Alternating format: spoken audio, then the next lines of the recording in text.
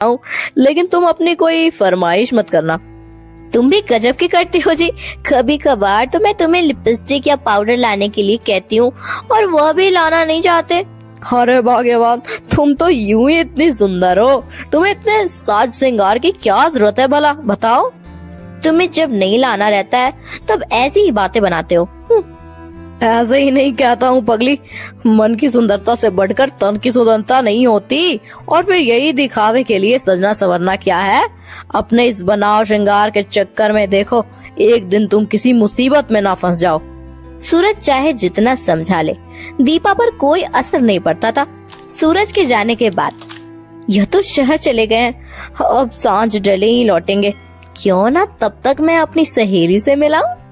यह सोचकर दीपा सज सवर कर तैयार होती है और वह अपनी सहेली के यहाँ जाने के लिए निकल जाती है।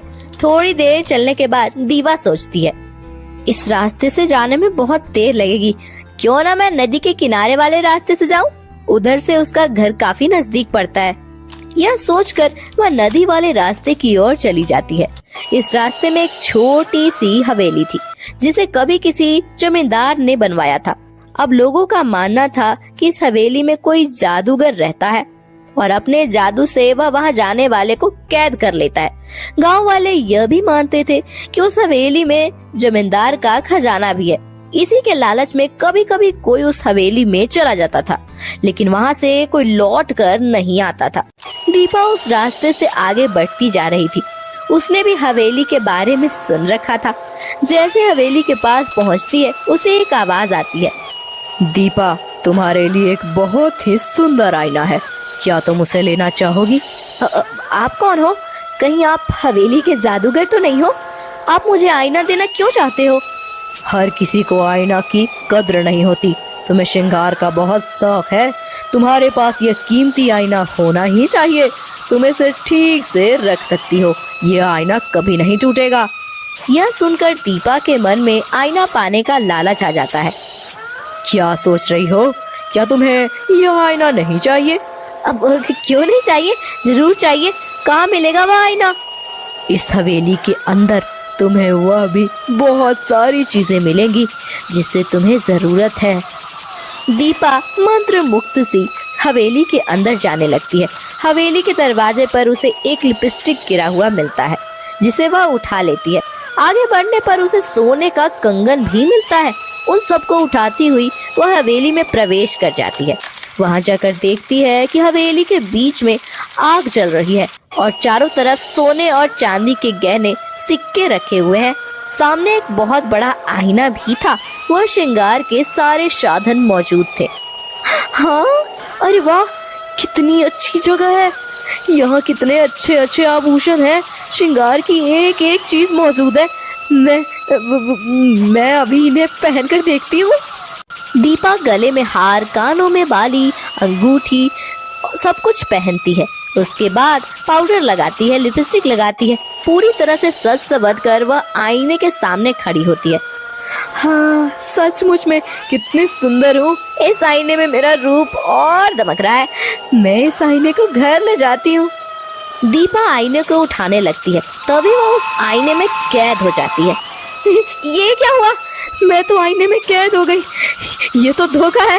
पहले कहा कि आईना मैं ले जा सकती हूँ और अब मैं इसमें कैद हो गई।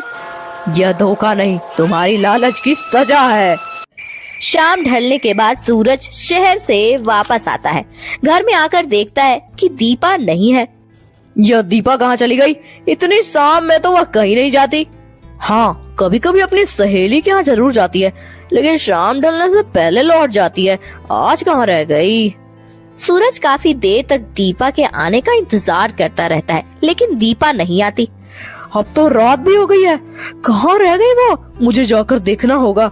सूरज गांव में जाकर सबसे पूछता है कि किसी ने दीपा को देखा है क्या।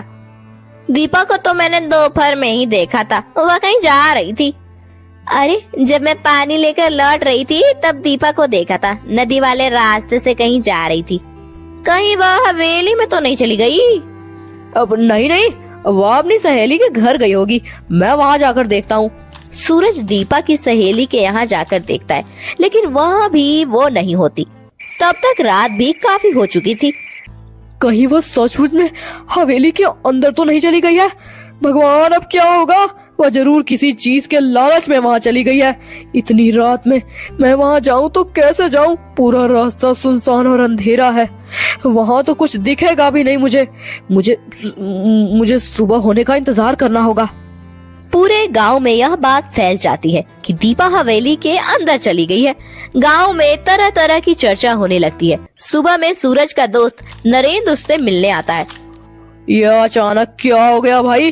भाभी इस तरह हवेली में क्यों चली गई? यही तो मुझे भी समझ में नहीं आ रहा है।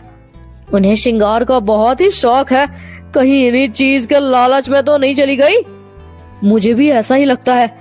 मैं उसे इतना समझाता रहता हूँ कि नकली बनाओ श्रृंगार की कोई जरूरत नहीं है। फिर मैं उसकी जरूरत का हर सामान लाकर देता भी हूँ। फिर वह क्यों गई? मुझे हवेली में जाकर देखना होगा। यह क्या कह रहे हो? हवेली में कैसे जाओगे? फिर तुम भी वापस नहीं आ पाओगे। नहीं दोस्त, मुझे जाना ही होगा। मैं उसे इस तरह अकेला नहीं छोड़ सकता। नरेंद्र उसे बहुत समझाता है, लेकिन सूरज हवेली की ओर चल देता है। नरेंद्र यह बात जाकर गांव वालों को बताता है। कोई भी हवेली में जाने की हिम्मत नहीं कर पाता।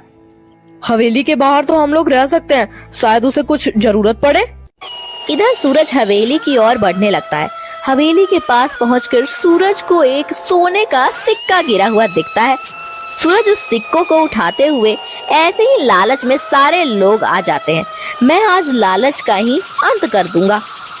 सूरज उस सिक्कों को उठाते हुए ऐसे ही लालच में सारे लोग आ जाते हैं। मैं आज लालच का ही अंत कर दूंगा। हवेली के अंदर प्रवेश करने से पहले उसे 8-10 सिक्के मिलते हैं। उन सभी सिक्कों को वह हाथ में इकट्ठा करके रखता है। जब वह हवेली के अंदर प्रवेश करता है तो देखता है कि वहाँ बीच में आग जल रही है और चारों तरफ सोने, चांदी, हीरे, जवाहरात रखे हुए हैं। वह जलती हुई आग में अपने हाथ में पड़े हुए सिक्के को डाल देता है। मैं आज सारे लालच का अंत कर दूंगा। मैं आज सारे लालच का अंत कर दूंगा। यह कहते हुए सूरज वहाँ से सिक्के और हीरे जवाहरात को उठा कर आग में फेंकता जाता है। तभी उसकी नजर आईने पर पड़ती है जिसमें दीपा कैद होती है। मुझे कैसे छुड़ा लो, मुझे कैसे छुड़ा लो। अब मैं कोई लालच नहीं करूंगी। दीपा, काश तुमने मेरी बात मानी होती और लालच में नहीं आई होती। लेकिन तुम घबराओ मत, मैं तुम्हें छुड़ा लूंगा। उसके बाद सूरज एक बड़ा सा हीरे का चमकता हुआ टुकड़ा उठाकर आग में फेंकता है। तभी एक धमाका होता है और वहाँ से सारे हीरे, जवाहरात, आभूषण और हर एक चीज गायब हो जाती है। वहाँ पर सिर्फ एक लोहे का हथौड़ा रहता है। मैंने आज तक सिर्फ लालची इंसानों को देखा है। तुम्हारे जैसा एक भी इंसान नहीं आया जिसे किसी चीज की लालच ना हो। आज से इस हवेली का सारा जादू समाप्त हो गया।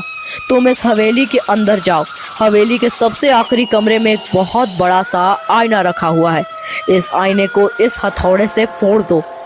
सूरज उस हथौड़े को लेकर हवेली के अंदर जाता है। अंतिम कमरे में उसे एक बहुत बड़ा आईना दिखता है। वह हथौड़े के एक ही चोट से आईने को फोड़ देता है। एक जादूगर ने इस हवेली को अपने कब्जे में रख रखा था। आज से यह हवेली शाप मुक्त होता है। आप कौन हो? मैं इस हवेली को बनाने वाला जमींदार हूँ। बरसों से मेरी आत्मा भटक रही थी। आज मैं भी मुक्त हुआ। आज मैं भी जा रहा हूँ। इतना कहकर वह आत्मा शांत हो जाती है और सूरज को कुछ लोगों की आवाज सुनाई पड़ती है। वह हवेली के बाहर वाले हिस्से में आता है तो देखता है वहाँ दीपा खड़ी है। वहाँ और भी कुछ लोग थे जो इस हवेली की कैद से मुक्त हुए थे। मुझे माफ कर दो, मुझे मेरे लालच की सजा मिल गई। अब मैं जीवन में किसी चीज का लालच नहीं करूंगी। हाँ, जीवन में किसी चीज की लालच नहीं करना, लेकिन यह भी है कि आज तुम्हारी वजह से ही यह हवेली शाप मुक्त हुआ है और इतने लोग इस कैद से आजाद हुए हैं। बरसों से मैं यहाँ कैद था। यह सही है कि लालच की वजह से हम सभी यहाँ कैद हुए। तुम हमारे मुक्तिदाता हो। गांव के सारे लोग वहां जुट जाते हैं और सूरज की खूब प्रशंसा करते हैं। इस घटना के बाद से दीपा लालच करना छोड़ देती है और समझ जाती है कि मन की सुंदरता से बढ़कर कुछ नहीं है। उस हवेली में अब एक स्कूल खुल जाता है।